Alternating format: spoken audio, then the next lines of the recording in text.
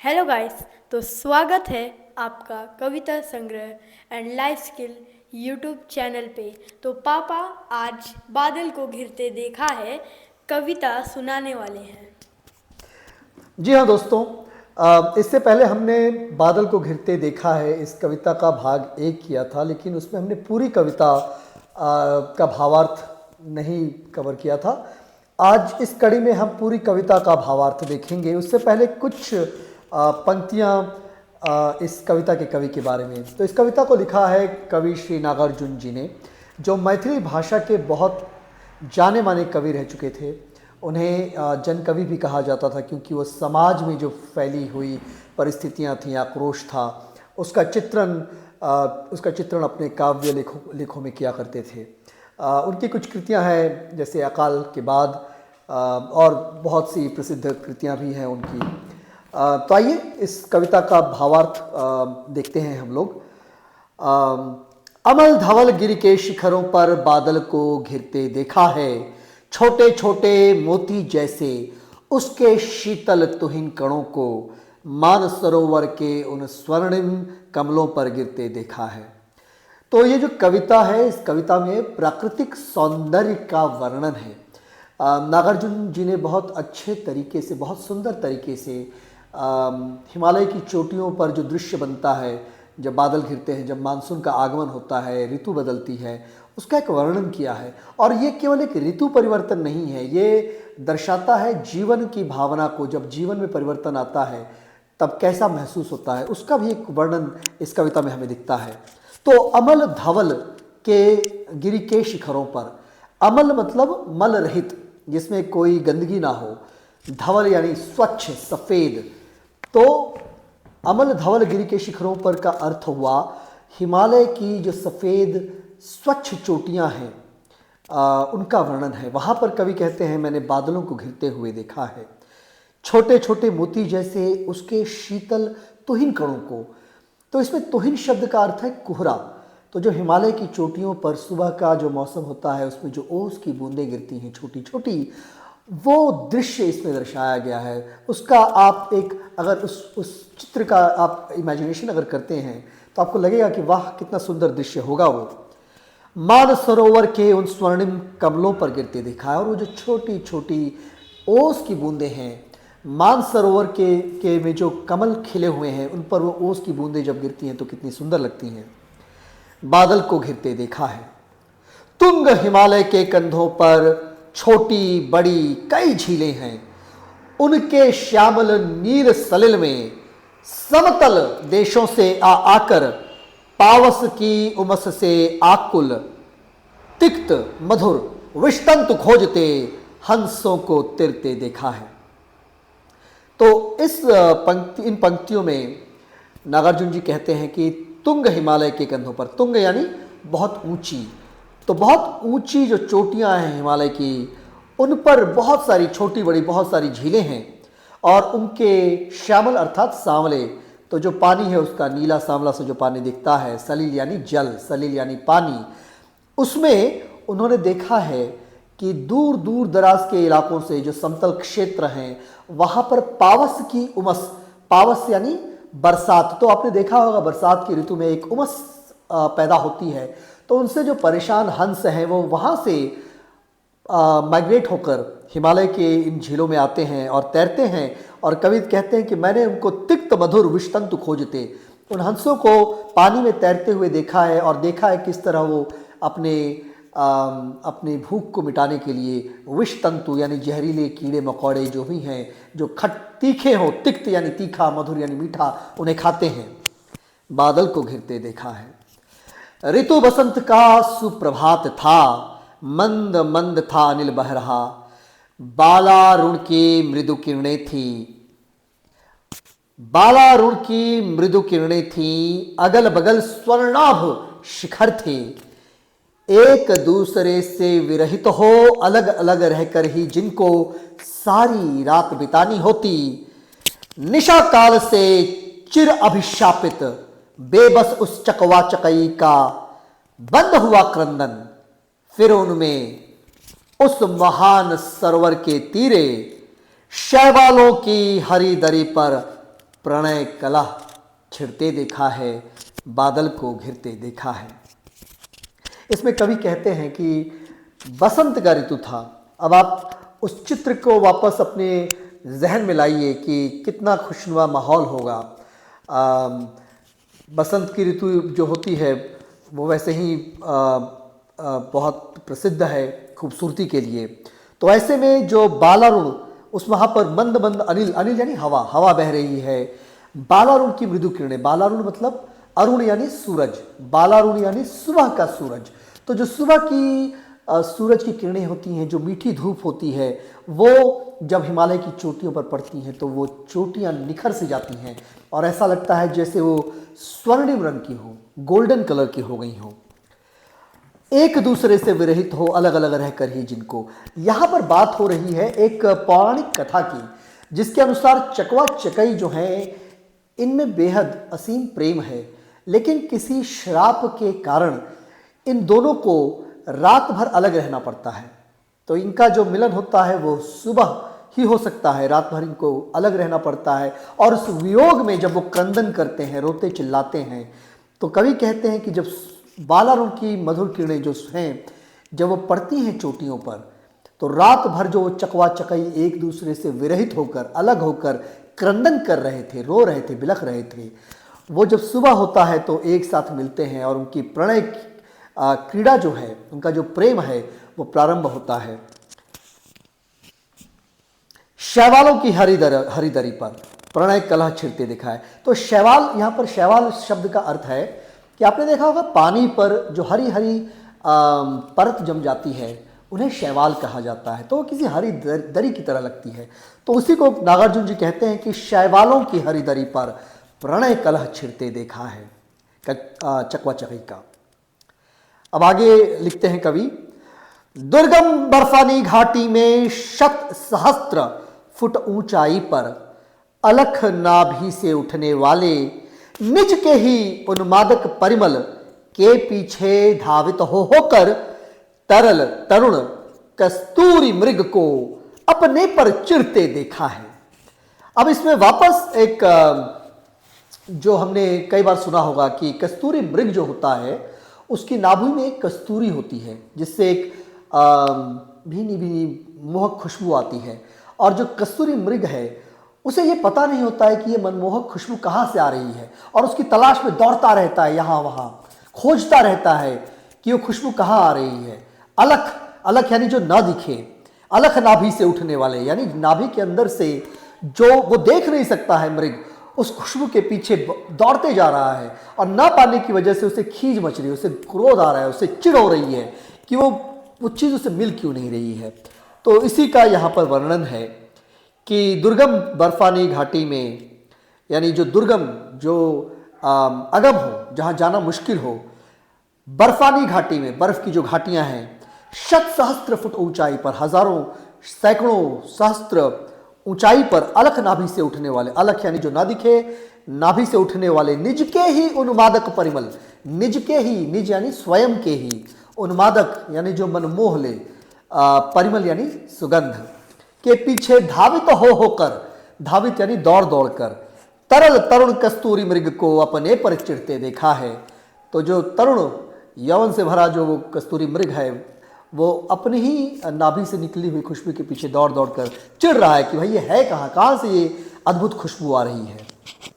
कवि आगे कहते हैं, कहाँ गए धनपति कुबेर वह, कहाँ गई उसकी वह अलका, नहीं ठिकाना कालिदास के व्योम प्रवाही गंगा जल का, ढूंढा बहुत किंतु लगा क्या, मेघदूत का पता कहीं पर, कौन बताए वह छायामय, बरस पड़ा होगा न यहीं पर, जाने दो, जाने दो वह कभी कल्पित था, जाने दो वह कभी कल्पित था, मैंने तो भीषण जाड़ों में नभचुंबी कैलाश शीर्ष पर महामेघ को झंझानिल से गरज गरज भिड़ते देखा है, बादल को घिरते देखा है।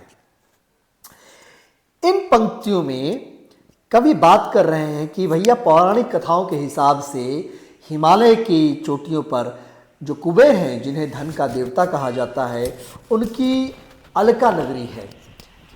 तो कहाँ गई वो दिख तो रही नहीं है। नहीं ठिकाना कालिदास के व्योम प्रवाही गंगा जल का। व्योम प्रवाही गंगा जल यानी आकाश से उतरती हुई गंगा। तो कालिदास का कुछ ठिकाना नहीं है। उनकी जो आकाश से उतरने वाली गंगा का जो वर्णन उन्होंने अपनी काव्य रचना मेघदूत में की है, उसका भी कहीं पता नहीं चल रहा। ढूंढा बहुत किंतु लगा क्या मेघदूत का पता कहीं पर। तो मेघदूत कहाँ है? मेघदूत काव्य रचना में तुलसीदास ने मेघदूत का जो वर्णन किया है, जो प्रेम का संदेश लेकर आता है, वो है कहाँ? कौन बताए वह छायामय बरस पड़ा होगा ना यहीं पर। तो हो सकता है मेघदूत वहीं उसी बर्फानी चोटी पर जहाँ का दृश्य नागार्जुन वर्णित कर रहे हैं, वहीं बरस गया हो। जाने दो, वह कवि कल्पित था। तो नागार्जुन जी कहते हैं कि वो तो कालिदास की कल्पना थी। मैंने तो स्वयं भीषण जाड़ों में, जो ठिठुरती ठंडी होती है, उसमें नभचुंबी कैलाश शीर्ष पर, नभचुंबी यानी आकाश को चूमते जो कैलाश के शीर्ष हैं यानी चोटियां हैं, उन पर महामेघ को झंझानिल से गरज गरज भिड़ते देखा है। महामेघ यानी बहुत सारे काले काले जो बादल हैं, झंझानिल यानी लड़ते हुए, एकदम एक दूसरे से झगड़ते हुए, गरजते हुए, भिड़ते हुए देखा है, बादल को घिरते देखा है। शत शत निर्झर निर्झरणी कल, शत शत निर्झर निर्झरणी कल मुखरित देवदारुर कानून में। शत शत निर्झर निर्झरणी कल मुखरित देवदारु कानन में। शोणित धवल भोजपत्रों से छाई हुई कुटी के भीतर रंग बिरंगे और सुगंधित फूलों से कुंतल को साजे, इंद्रनील की माला डाले, शंख सरीखे सुघड़ गलों में, कानों में कुवलय लटकाए, शतदल लाल कमल वेणी में रजत रचित मणि खचित कलामय, पान पात्र द्राक्षा सव पूरित रखे सामने अपने अपने, लोहित चंदन की त्रिपटी पर नरम निदाग बाल कस्तूरी, मृग छालों पर पलथी मारे, मदिरारुण आंखों वाले उन उन्मद किन्नर किन्नरियों की मृदुल मनोहर मनोरम अंगुलियों को वंशी पर फिरते देखा है, बादल को घेरते देखा है। तो ये जो आखिरी की कुछ पंक्तियां हैं, इनके शब्दों को समझने के लिए और इनके भावार्थ को समझने से पहले मैं बात करना चाहूंगा किन्नर किन्नरियों का, जो यहाँ पर जिक्र किया है नागार्जुन ने। तो किन्नर किन्नरियां वास्तव में पौराणिक कथाओं में एक तरह से संगीतज्ञ ऐसे ऐसे प्राणी होते थे जो अर्ध नारी और अर्ध देवता हुआ करते थे, डिवाइन एंटिटीज हुआ करते थे। तो उनका एक वर्णन, सुंदर सा वर्णन इन्होंने नागार्जुन जी ने किया है, और वो कहते हैं कि शत शत निर्झर निर्झरणी कल, मतलब सौ सौ हजारों यहाँ पर जो झील, जो नदियाँ हैं, जब वो गिरती हैं और उनसे जो मधुर वाणी स्वर निकलता है, और मुखरित देवदारू कानन में, मुखरित यानी ध्वनित, देवदारू एक प्रकार का पेड़ है, कानन यानी जंगल, तो उस जंगल में जो ध्वनि उत्पन्न होती है शोणित धवल भोजपत्रों से, शोणित अर्थात लाल, धवल यानी स्वच्छ सफेद, भोजपत्र, भोजपत्र यानी वो पत्ते जिन पर लिखने के लिए बहुत पहले प्राचीन कालों में यूज किया जाता था, उनका उपयोग करके इन किन्नर किन्नरियों ने अपनी कुटिया बनाई हुई है, अपने घर बनाए हुए हैं। रंग बिरंगे और सुगंधित फूलों से कुंतल को साजे, इंद्रनील की माला डाले, मतलब ये रंग बिरंगे सुगंधित फूलों को चुनते हैं और अपने कानों में सजाते हैं, उनकी इंद्रनील यानी एक मणि की तरह, मणि जो होता है उसकी एक माला बनाते हैं। शंख सरीखे सुघड़ गलों में, कानों में कुवलय लटकाए, कुवलय अर्थात कमल। तो इनकी जो किन्नर किन्नरियां हैं, उनके जो गले हैं वो शंख के समान गढ़े हुए लगते हैं, बहुत सुडौल दिखते हैं, बहुत सुंदर दिखते हैं, और उन्होंने वे कानों में कमल के फूल लटकाए हैं। शतदल लाल कमल वेणी में रजत रचित मणि खचित कलामय, शतदल लाल कमल वेणी में, मतलब लाल जो कमल हैं वो उन्होंने वेणी यानी अर्थात चोटी में, अपनी चोटियों में लगाए हुए हैं। रजत रचित मणि खचित कलामय, रजत रचित यानी रजत यानी सिल्वर, और रचित यानी सिल्वर से बनी, मणिखचित कला में मणियों से सजे जो इनकी ये जो शोभा है। पान पात्र द्राक्षासव पूरित रखे सामने अपने अपने, यानी पान के पत्ते इन्होंने रखे हुए हैं अपने पात्र में। द्राक्षासव यानी अंगूर से बनी हुई मदिरा, तो द्राक्षासव पूरित, अपने कटोरों में अपने पात्रों में इन्होंने अंगूर से बनी हुई मदिरा ली हुई है, अपने सामने रखा हुआ है। लोहित चंदन की त्रिपटी पर, लोहित चंदन अर्थात लाल रंग की त्रिपटी यानी जो उनका स्टूल होता है, जो मेज होती है, उस पर उन्होंने पान रखे हुए हैं, द्राक्षासव लिया हुआ है, उनको ग्रहण कर रहे हैं, मदमस्त हैं, जीवन का आनंद ले रहे हैं। जो प्राकृतिक सुंदरता है मानसून के समय की उस हिमालय की चोटियों पर, उनका आनंद ले रहे हैं, उस सौंदर्य का लुत्फ उठा रहे हैं। कहाँ बैठे हैं? तो नरम निदाग बाल कस्तूरी मृग छालों पर पलथी मारे। नरम निदाग यानी नरम यानी मुलायम, निदाग यानी गर्म, तो मुलायम मुलायम गर्म, बाल कस्तूरी यानी मृग छाल, जो मृग है, जो कस्तूरी मृग है, उनकी छाल से बनी हुई उन्होंने अपना गलीचा बिछाया है, उस पर पालथी मारकर बैठे हुए हैं। मदिरारुण आंखों वाले उन उन्मद किन्नर किन्नरियों की मृदुल मनोरम अंगुलियों को बंसी पर फिरते देखा है। मदिरारुण यानी उनकी आंखें जो हैं वो नशीली हैं, उनमें मदिरा सा रस और नशा है। उन उन्मद किन्नर किन्नरियों को, जो नशे में हैं, जो मदमस्त हैं, उन किन्नरियों को और किन्नरों को मृदुल मनोरम उंगलियों से, अपनी सॉफ्ट मुलायम उंगलियों से बंसी पर हाथ फेरते, बंसी बजाते हुए देखा है। तो दोस्तों, मुझे उम्मीद है आपको इस कविता के एक एक शब्द का मतलब समझा होगा। ये कविता क्लास 11th जो है NCERT CBSE सिलेबस में उसमें है। अगर आपको कुछ प्रश्न है तो ज़रूर आप कमेंट कीजिएगा, हम उसका उत्तर देंगे। मूलतः अगर आप जब एग्ज़ाम देते हैं, परीक्षा देते हैं और इसका भावार्थ आता है, तो आप कवि के विषय में 2-4 शब्द बताइए। जैसे नागार्जुन जी जो थे, उनका मूल नाम था वैद्यनाथ मिश्र। उन्होंने बौद्ध धर्म को अपनाया था और अपना नाम का परिवर्तन किया था, वो जन कवि कहलाते थे। उनके बारे में लिखिए। कविता में मूल भावना जो है वो प्रकृति की सुंदरता का वर्णन है, और ये भी है कि मानसून जब बदलता है, जो प्राकृतिक सुंदरता होती है, वो एक प्रतीक है कि जीवन में भी बादल को घिरते देखा है। अर्थात जीवन में भी अगर मान लीजिए आज आपकी परिस्थिति खराब है तो समय बदलता है, जीवन में बसंत आता है, जीवन में सुख दुख का जो चक्र है वो चलता रहता है। आपको निराश होने की आवश्यकता नहीं है, आपको प्रकृति का सौंदर्य जो है उसका आनंद उठाना है, जीवन जो है उसका आनंद उठाना है। उम्मीद है आप सबको हमारे द्वारा समझाए गए ये शब्दार्थ और भावार्थ आपको पसंद आए होंगे। हम फिर मिलेंगे अगली कविता और अगली रचना के साथ। तब तक के लिए वॉचिंग, बाय।